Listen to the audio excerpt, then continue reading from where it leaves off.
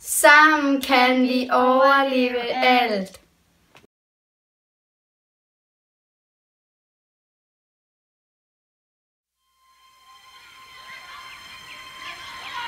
Børn har ret til at gå i skole. Børn har ret til fritid. Børn har ret til at lære nye ting. Børn har ret til at udvikle sig. Det er lidt hårdt, men Jeg tror ikke, det er særlig sjovt at være de steder. Det er nok ret hårdt. Ja. Altså, så jeg må selvfølgelig være glad for, at vi ikke har det på den måde, men man har sådan lidt dårlig samvittighed over, at de har det. Børn har ret til at blive beskyttet mod krig. Børn har ret til at blive beskyttet mod vold. børn har ret til at blive beskyttet mod misbrug. Børn har ret til at blive beskyttet mod udnyttelse. Det er måske lidt svært at hjælpe sådan, det er jo helt andet sted. Hvad kan børn gøre ved det? Jeg tror faktisk, Hvis man hjælper sig, så kan man måske godt gøre en forskel. eller hvis man nu, når man går ned og tager pandflasker og sådan noget, så kan man trykke på den der hjerteknap, og så giver man det til børn.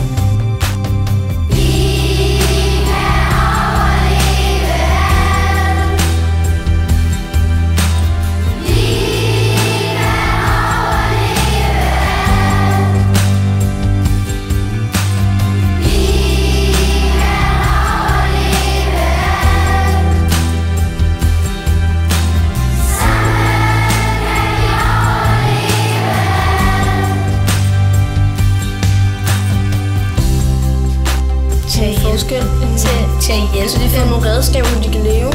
Måske noget mere mad eller tøj, sko. Altså, i stedet for at måske skulle smide sit tøj ud, så kan man så godt aflevere det til de fattige. Børn har ret til indflydelse. Børn har ret til at blive hørt. Børn har ret til at sige, hvad de tænker. Børn har ret til medbestemmelse. Sammen kan vi overleve alt. Børn skal have lidt fri, børn skal beskyttes mod krig. De bor nede sydpå, hvor der er fugt, de skal ikke blive misbrugt. De har ret til at få lidt mad, for så bliver de mæt og glade. De har ret til et hjem og en rigtig god ven. De har lov til at være med, til at få kærlighed. Jeg synes, de skal have lidt snål, og de skal ikke have vold. Og vi må ikke glemme, at børn er med til at bestemme.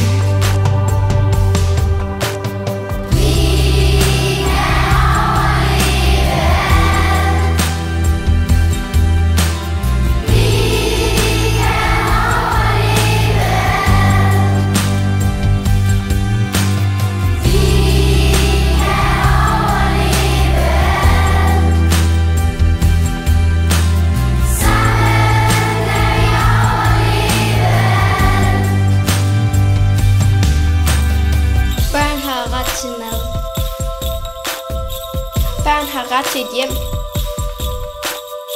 Børn har ret til nogen, som elsker dem. Børn har ret til omsorg og kærlighed.